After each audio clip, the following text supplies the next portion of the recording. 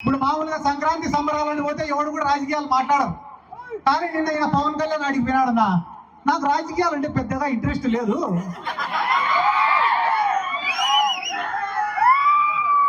నేను ఫ్లాప్ సినిమాలు తీసినా కూడా నాకు డబ్బులు వస్తాయండి. ఈడ 2 పాయింట్లు, ఆయన తీసేదే ఫ్లాప్ సినిమాలు. ఫ్లాప్ సినిమాలు తీసినా నాకు డబ్బులు వస్తాయి, నీకు డబ్బులు వస్తాయి, బానే ఉంది.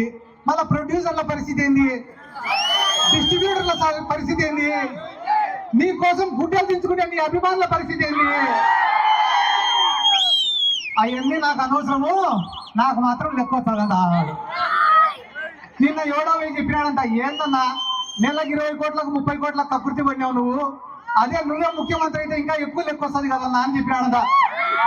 ఒరే, మనం ముఖ్యమంత్రి అయినామంటే మళ్ళా దానిపైన ప్రత్యేకంగా శ్రద్ధ పెట్టాలరా. మనకు మెంటల్ గా ఫిజికల్ గా స్ట్రెస్.